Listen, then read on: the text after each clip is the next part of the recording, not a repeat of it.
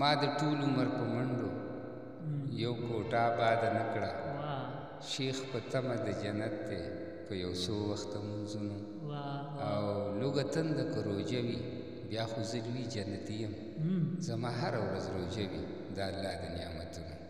تیمور صاحب لکه تاسو دا قطعه ستاسو د غني خان پسې مونږ ډېره اورېدلې د خلکو چې کومره وایي نو د غني خان خو چاپ کتاب دی د هغه کلام ټول چاپ شوی بلکې د هغه ځان له یو ځمکه وه او هغه په خپل فکر شاعري کړې موږ په خپل فکر شاعري کړې نو لہذا د هغه شاعري داسې کېدی هم نه شي خو دا خلک یې په یو بل پورې تړي نو داسې د ډېرو شعراو کلامونه دي چې هغه خلک په یو بل پورې تړي. ډېره زیاته مننه. تاسو ته دغه هم یادوي چې دغه قطعه ده 2 شعرونه دي او زیاتره خلک یې نه پېژني. هر سړی وایي بس هر چا چې کړی دا کار نو ښه یې نه دي کړي. بهرحال دا ډېر غټ ظلم دی یو لیکوال سره خو زموږ خلک پته نه لګي چې دغه ولې دومره کمزوری جرم ګڼي حالانکې چې په شعر باندې د لیکوال څومره وخت او انرژي او دغه خرابېږي نو هغه یو لیکوال سړي ته پته ده نو داسې هېڅکله مه کوئ. دا ډېر زیاتې دی لیکوال. بسم الله الرحمن الرحیم.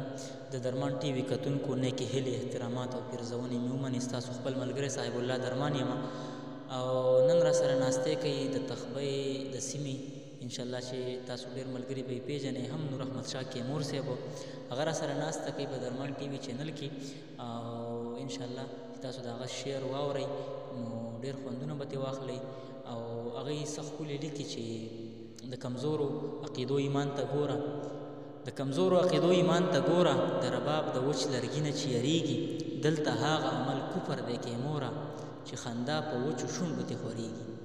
نو ډېره زیاته مننه کوم تیمور صاحب هرکلی ستړي نه شئ. مننه ستاسو د راتګ یو جهان مننه کوم چې تاسو راغلي او د پښتو د ادب په خدمت کې لګیا یې خپلې انرژیانې پکې صرف کوئ او موږ له مقرره کړله چېرې زموږ مینهوال ولس ما وویني ما واوري نو ستاسو ډېره مننه. ستاسو هم مننه. الله مو راته ښاد آباد او بریالي لره. څه زموږ د اورېدونکو سره چې څه هم په زړه یې بس هغه را سره شریک کړئ. ستاسو مننه. نو چونکې موږ خو شاعران یو نو شاعري به کوو نو په دې ولس یې لیکو د دې ولس درد سندره کوو او خپل وس کوو. باقي خوښه د اورېدونکي ده چې هغې ورته په څه نظر ګوري. نو په دې سلسله کې به زه خپل یو غزل وړاندې کړم چې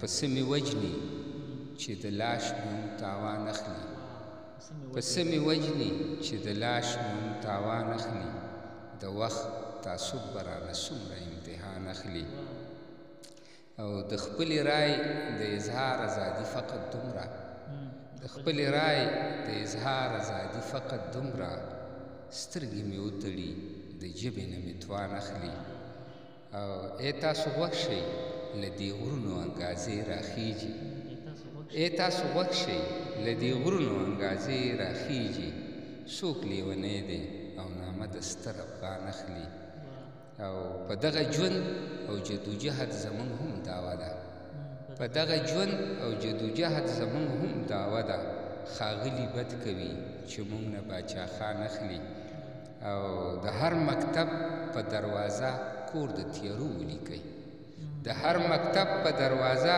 کور د تیارو ولیکئ دغه نصاب رانه قدرونه د انسان اخلي او د ژوند نه ستړو ته وایس په اسراف ذکر کوي د ژوند نه ستړو ته وایس په اسراف ذکر کوي وږي به څرنګه اثر له دې بیان اخلي او لکه یو توکی د بازار زمون خوبونه خرڅ کړي لکه یو توکی د بازار زمون خوبونه خرڅ کړي په یو کرسۍ رانه رهبر څومره ارزان اخلي او د لارښودانو په ښودلي مرام سلي جوړ شو د لارښودانو په ښودلي مرام سلي جوړ شو اوس یې قیمت په قبر ناست منجوران اخلي او اخیری شعر دی چې بیا یوې مور په خپل شهید بچي جړل ویلې بیا یوې مور په خپل شهید بچي جړل ویلې خدای مونږ وجني او فتوی له قرآن اخلي.